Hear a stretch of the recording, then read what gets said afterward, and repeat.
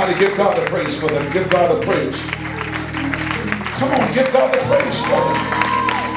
I feel like somebody ought to give God the praise.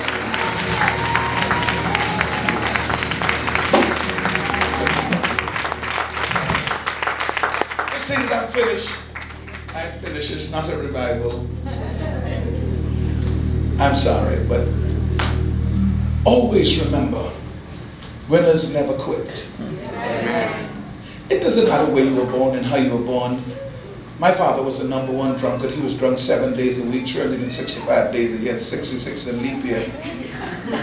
But he was a good man. He just had a problem. My mother was just an ordinary woman. They grew 9 children in a 1-bedroom house. 9 children. No plumbing, no electricity, no water. But they grew 9 children. My parents never owned a car. They died never owning a vehicle. Never. But when I discovered I didn't have to be poor, I refused to be poor. Because I discovered I didn't have to be poor. I live in an 8-bedroom house, 6 bath, 2 living, 2 dining, a kitchen, a gym, and all of my children are grown. I don't drive, I have a chauffeur. I have a Tahoe, and I have in 2015 and 2 Mercedes. I discovered I didn't have to be poor. I built a house for every brother and sister that I have. That's a total of 10. Because I discovered I didn't have to be poor.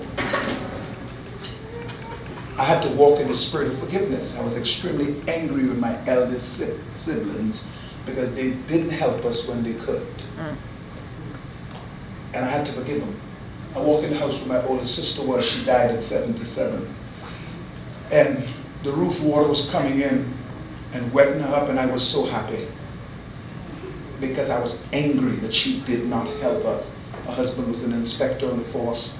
She could have helped us, but she didn't. And now that she was suffering, I was happy. And I went in, she had a stroke, and I walk out, and when I walk out, God said to me, "How dwelleth the love of God in you?" He said, "That's your oldest sister you just left there." I said, "What you want me to do?" God says, "Get her out of the condition." I got her out of the condition, put her in a home. I would go to the home every Sunday, and I went there one Sunday, and she with tears in her eyes, she said to me, "I'm sorry for everything I've ever done."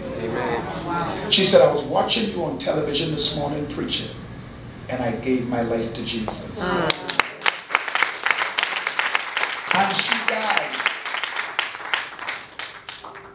My eldest brother died a year ago. Him and my second oldest sister died the same day. He suffered colon cancer. I spoke to God. They had him laying open, cut open. I said, beg God for a miracle because I didn't know him and I want to get to know him. Doctors gave him 2 hours to live. God let him live 17 years later without treatment. Built him a house, and him and both my second oldest sister died the same day. Somebody here today, God says, let it go. You were wrongfully done, but let it go. You're holding up yourself. I've been through some things in life, but I love him too much to fail him. I'm hearing a 24 hours turnaround. A 24 hours turnaround.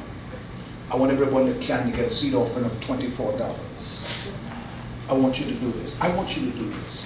A 24 hours turnaround. There even might be a member of your family that you know need a turnaround in 24 hours. Get a seed for them. The Bible says that Job sacrificed for his children while they were partying. Job was sacrificing for them. I'm not in this for the money. I'm simply obedient to the heavenly vision. I have been around the world, every major country in the world just about. I've been, not every one, not every country, but every major country just about. I've been to every country, every island in the Bahamas.